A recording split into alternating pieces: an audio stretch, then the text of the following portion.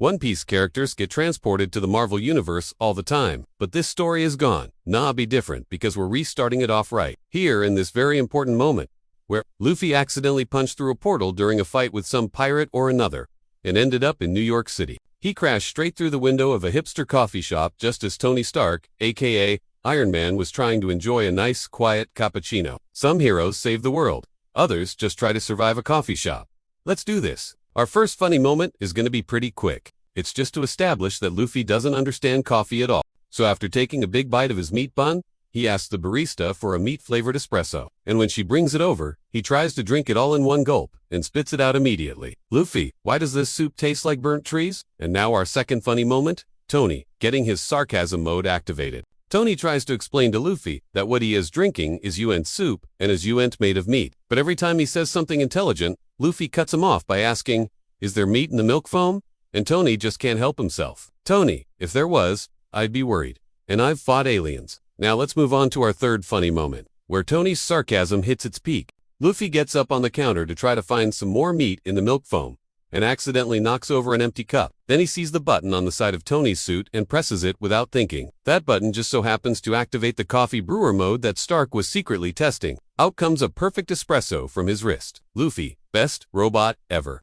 Then he looks up at Tony with innocent eyes and asks, "Can I drink your arm?"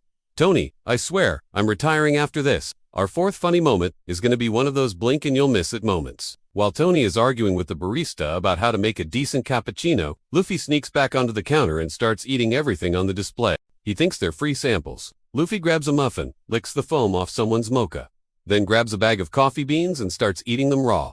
"Barista, sir? That's not edible." Luffy, tastes like crunchy dreams. The next scene is probably going to be our mini-boss battle, because no story involving coffee would be complete without a fight breaking out in the cafe. This latte art competition is about to get interrupted when suddenly, Buggy the Clown crashes through the roof, interrupting the barista's concentration. He sends the milk splashing everywhere and now the whole place is a mess. Luffy and Iron Man team up to fight him, but this is just another one of those situations where Luffy is way too powerful and just keeps accidentally punching the espresso machines instead of Buggy. Tony, stop saving the world with elbows. This next funny moment is really more of a sad moment for Tony. After the fight, he finds that the cafe is completely destroyed, and all he has to show for it is a pile of rubble and a broken espresso machine. He does have that genius-level intellect and the heart of a poet, so rebuilding the cafe with nanotech only takes him 10 minutes. But it still sucks. Tony walks out of the cafe and straight into a bar, never drinking at home again. Then in the last scene, we see Luffy walking out of the portal with Zoro behind him. They're heading home after their little trip to New York.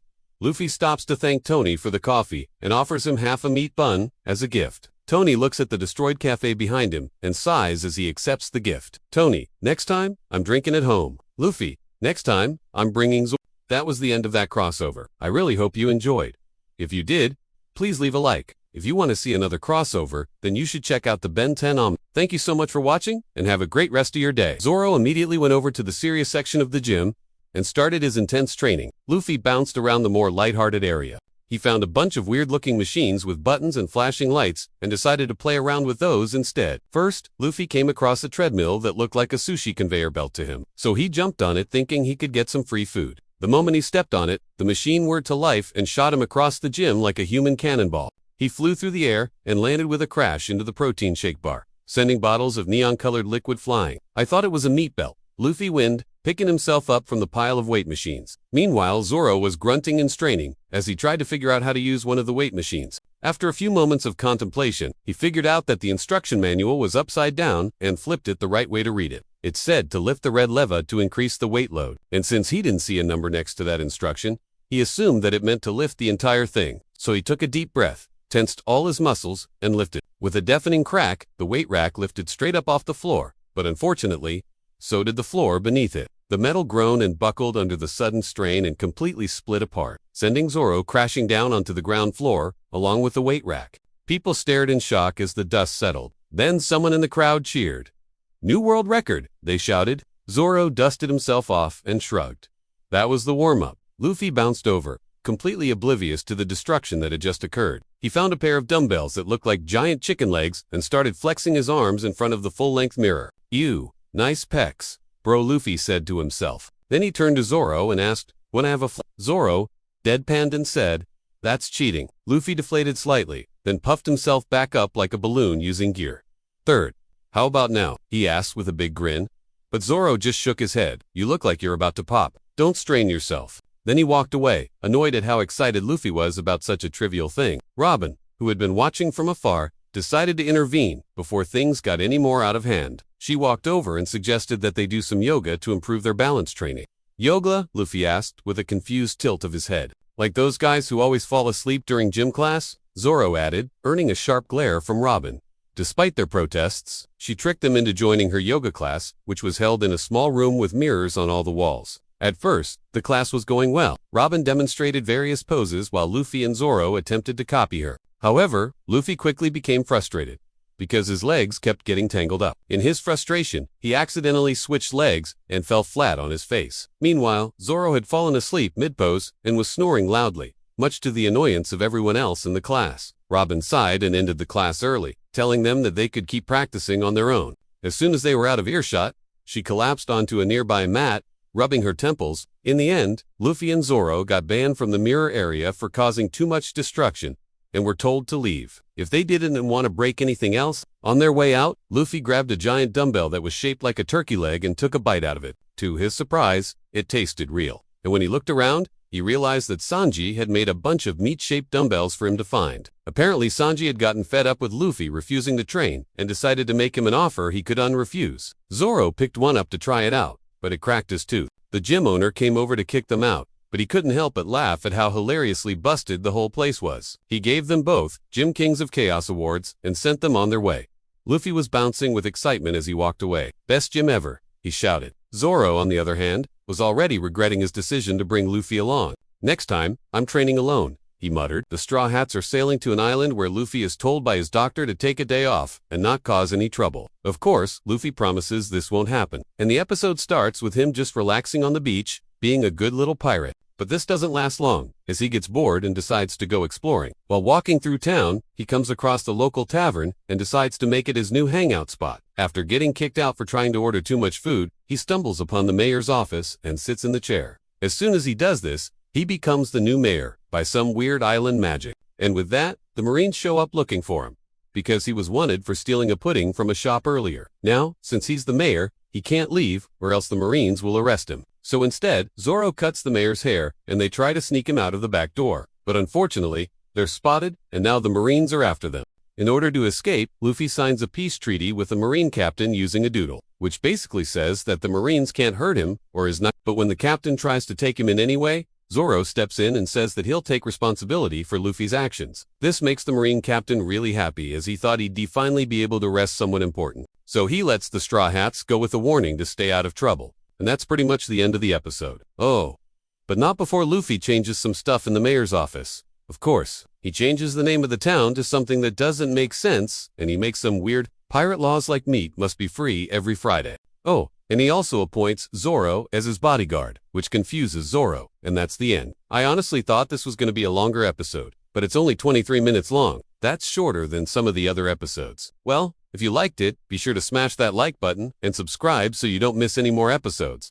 I know I certainly won't. See ya. We got a new body swap situation on our hands. This is Luffy's worst nightmare. He swapped bodies with Chopper because of a weird fruit, but now he can't control his transformations. And Chopper, well, he's in Luffy's body, and he just keeps punching walls by accident. Oh, and USF's trying to help by curing them with some ridiculous methods that somehow make things worse. What's a body swap anime without some funny moments? Here are a few of my favorites. Luffy's in Chopper's body, and he's trying to be a good little doctor. He's like, here, have meat. You'll feel better, which is actually pretty funny because we all know that's not going to fix anything. And Chopper's in Luffy's body freaking out because he doesn't want to be stupid. He cries, I don't want to be this dumb, before smacking himself in the face. Oh, classic Chopper. And then Nami gets fed up with these two knuckleheads, and she just whacks them both with her staff.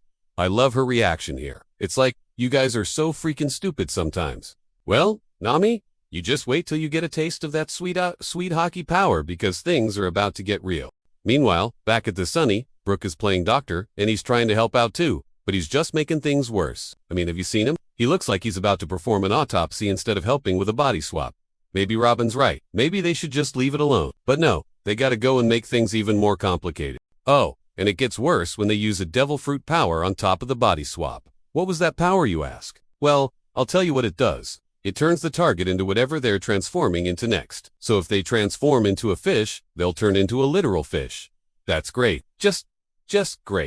This whole situation has gone from bad to worse, and I coo and wait to see how they get any worse. If you thought this was funny, just wait till you see what happens next, because things are about to get even crazier, so stay tuned for more. Today's One Piece is a filler episode. Our Straw Hat Luffy has found what may be the biggest buffet in the whole Grand Line, but it's actually a trap laid out by a pirate who loves food almost as much as he does, and this guy's devil fruit allows him to make any food explode. Man, I really wish I had that power. Imagine the possibilities. Anyway, Luffy naturally begins to eat everything in sight, including the traps, and when the chef finds out, he becomes very angry. The kitchen begins to turn into a battlefield as Luffy continues to eat and destroy everything. Oh, I love it when he sneezes. Meanwhile, Zoro gets lost in the restaurant hallway, and Sanji chases after Luffy because he's wasting all the food. Classic Sanji.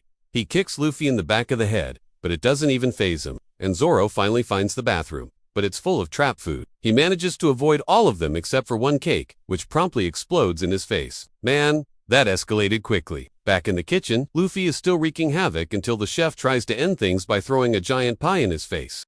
But Luffy just keeps eating it and walks away with a smile. I guess that's one way to end a battle. You just gotta walk up to your enemy and sneeze really hard. That's what Luffy does, and it's surprisingly very effective. The chef falls down in defeat, and I guess that's the end of the episode. Funny moments. No.